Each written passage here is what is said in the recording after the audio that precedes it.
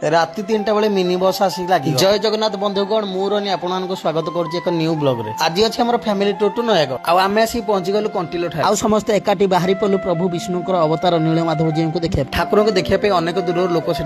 जन जन कर समस्त भितर पस्ती गाड़ी भितर आम जो मोटर ही कहले न सर बहुत दिन पर शिवानी घर को आसी भाई भौणी नाची धूला उड़े दे भोक जोरे लगे आम भल होटेल देखी रही जाते हल्का जलखिया खाई आम बाहरी पलु लड़वा टेम्पो मंदिर भितर समस्त एका सागर प्रवेश मुझे नभे आगे चल मंदिर भितर मयूर को देखा लोक भिड़ बहुत जमी था आम मैंने एमती दृश्य मिस करने चाहूँ मयूर को देखी पुचु तो पूरा भेलका हो मंदिर भितर प्रवेश करने लंबा लाइन लगी जय भोलाशंकर नारा लगे आम भितर प्रवेश कर फोटो उठाई समस्त आग्रह सह धाड़ी ठिया पड़ते आम समस्त बाहरी पड़े माँ वैष्णोदेवी मंदिर बुलाया खरा अधिक जोर होता आम लेंबू पानी और दही पानी पीते गोटे भल पूजा सामग्री दुकान पाखे आम रहीगलु समस्त जय माता दी रिबन किणलु बहुत खरा होते पहाड़ उपर जावाई आम मैंने एक्साइटेड थे टीपू भाई गाड़ी कर आगे आगे चलला आम समस्त फॉलो करूँ निंडी श्यामला आगे आसी समस्त अपेक्षा करते उसीमासी और मौसा भी ठीक टाइम आसी पहुंचे माँ वैष्णोदेवी मंदिर फोटो कि वीडियो शूट कर आलाव ना एठी दर्शन सारी आम बाहरी पड़ू माँ भैरव पीठ दिन दी पर पहाड़ चढ़ी चढ़ी समस्त थकी पड़ते आम समस्त से विश्राम नेलु एठी यज्ञ कुंड 7 थर बुली जहाँ मागिले मनस्कामना पूर्ण हुए दिन 2टार आम पहुंचलु हटपट रेस्टोरेंट पाखे समस्त भेज थाली ऑर्डर करते मुझे निंडी श्यामल रुटी सांगे पनीर मसला मगई आम समस्त बाहरी पड़ू फतेहगढ़ राम मंदिर देखा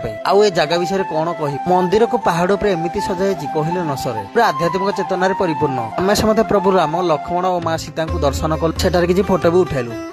यही देख आम आसिक पहुंची गलु बड़म्बा ठार ट्री ब्रिज पाखे भाई यही मंदिर विषय कौन कह सब पुरातन मंदिर घंच जंगल आ महानदी मझी ओडिशार सबुठारु लंगेस्ट ब्रिज होची टी ब्रिज आउ एठारे अछंती प्रभु सिंहनाथ शेषरे आम आसिक पहुंची गलु माँ भट्टारिका पीठ आ संध्या टाइम रे माँ आरती भी देखिलु पुणी देखा एक ब्लॉग रे जय जगन्नाथ।